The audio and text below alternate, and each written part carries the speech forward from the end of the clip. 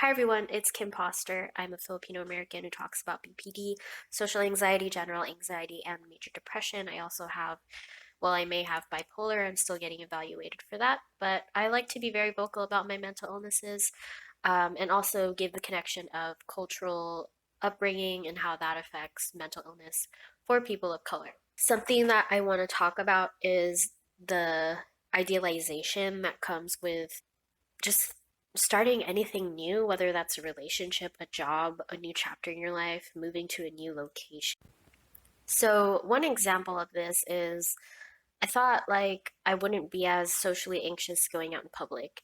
I still fucking am. I had a panic attack going out to look at cherry blossoms. I just wanted to look at some fucking trees, enjoy the scenery, take in nature, and I couldn't because I was dealing with sensory overload from the onslaught of people that were just at the park. Now, on top of that, if you have BPD, you're going to have thoughts about yourself. You're going to bring it back to how you're a bad person.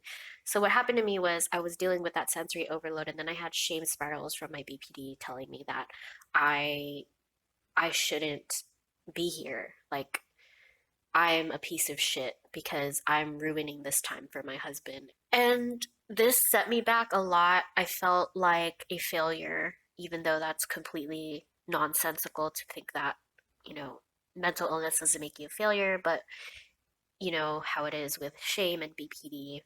I just attacked my whole person. I just hated myself so much for having that reaction. So that's an example of what I'm talking about.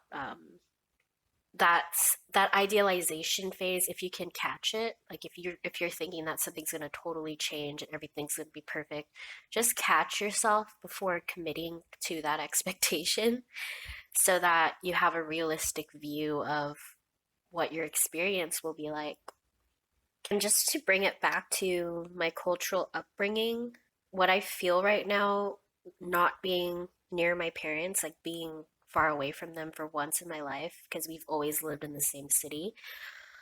Now I just feel this mixture of resentment and mixture of like regret of not being close to them emotionally, and just I wish I didn't feel resentment. It just makes me so uncomfortable to feel that for my parents.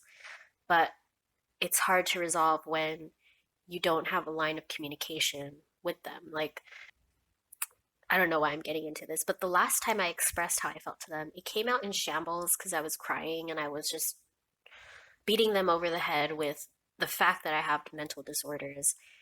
And I just felt like they didn't want to look at it. I don't know, like anytime I would show emotions, I just felt shut down. And I just was like, they're going to be who they are. And I'm not going to get that validation ever from my parents. So now being away from them, I feel a sense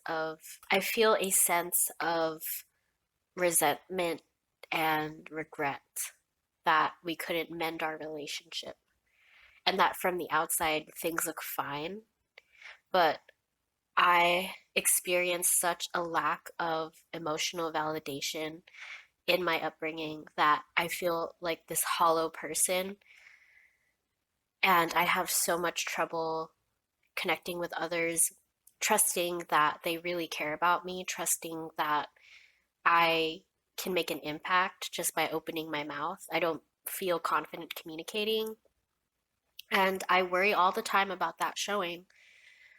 So, those are the roots of my resentment towards my upbringing. It's not even towards my parents completely anymore because I have the empathy to understand where they were coming from, to understand that they had to hustle, that they were doing the best that they could. But that does not negate what I was feeling growing up and what I feel now and the repercussions of trauma. So I just wanted to get that out there. These are the things that I have been mulling over since I moved and reflecting on, like the panic attack, and then like these little conversations that make me so sad when I talk to my parents. I'm I'm happy that we're a little bit more expressive towards each other now, but it's still not at a place where I can have an open conversation about what I dealt with as a child and what I dealt with receiving like this lack of emotion from them. Yeah, So that's my update. I hope someone out there can relate, especially if you're a person of color who had immigrant parents. I'm certain that you felt something similar, maybe not exactly the same as what I went through, but yeah, I just want to put my voice out there.